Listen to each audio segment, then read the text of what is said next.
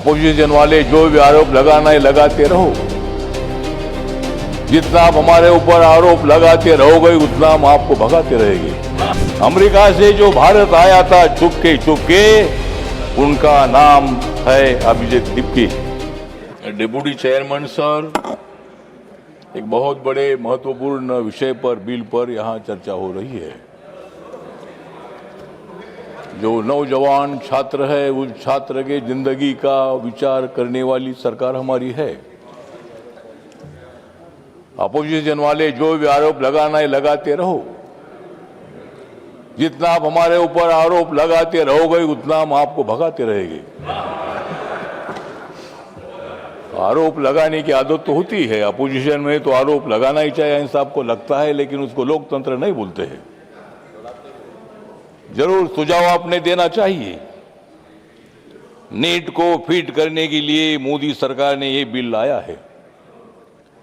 NEET को fit करने के लिए मोदी सरकार ने बिल लाया है और उनकी मांगे पूरी होने के बाद छात्रों ने नरेंद्र मोदी जी के अभिनंदन का गीत गाया है। आप लोगों को मालूम नहीं है?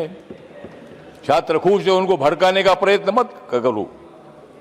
हमने भी लाठी गोली खाई है।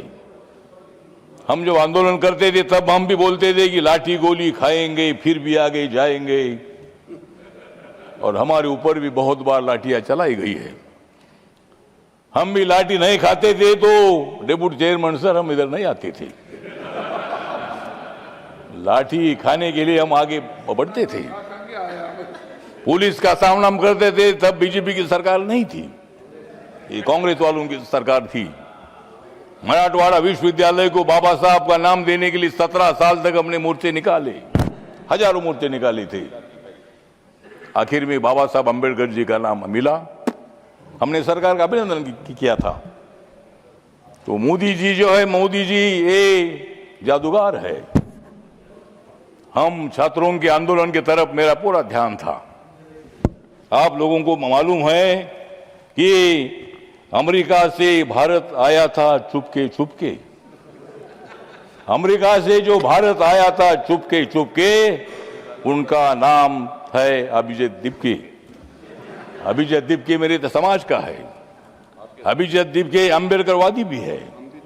अभिजीत दिप्की ये मतलब आंदोलन उन्होंने खड़ा किया, विषय इंपॉर्टेंट था और सरकार ने उनकी मांगे पूरी की है।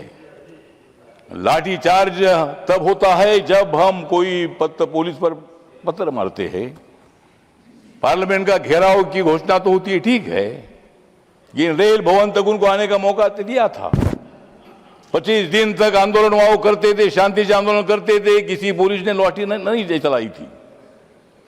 लेकिन जब मतलब यहां पार्लियामेंट की तरफ घुस कर आने का प्रयत्न हुआ तब पुलिस को लाठी चलानी पड़ी, लेकिन मैं उसका समर्थन नहीं करता हूं।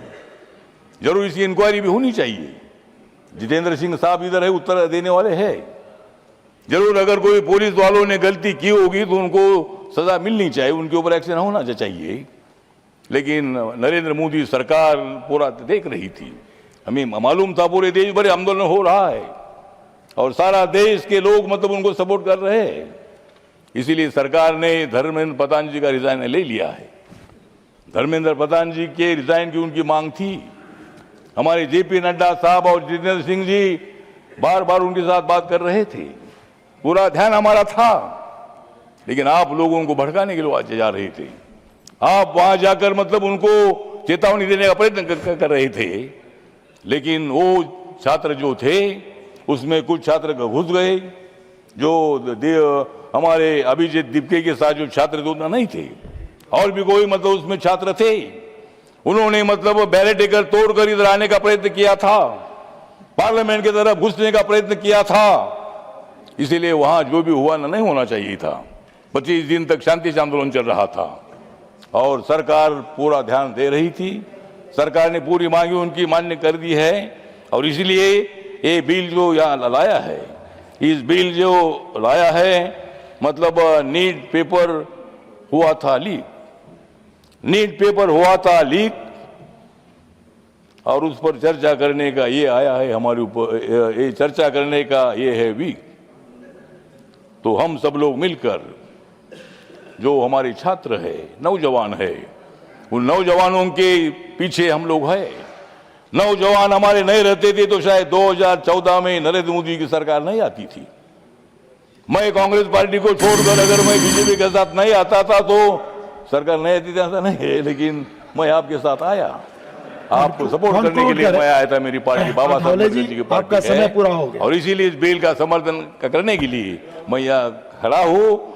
नौजवानों को भड़काने का प्रयत्न मत करो।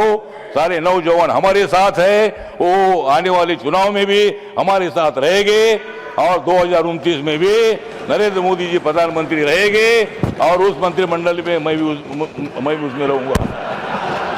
Thank you. अब इसीलिए मतलब ठीक की बात है, तो इसीलिए बिल जो है बिल पर सुझाव दे दीजिए, दोबारा पेपर लीक ना हो उसके लिए आपके सुझाव जरूर हम सुनेंगे और उसमें क्या परिवर्तन करना है उसके बारे में हमारे सरकार विचार करेगी। जय भीम, जय भारत। धन्यवाद।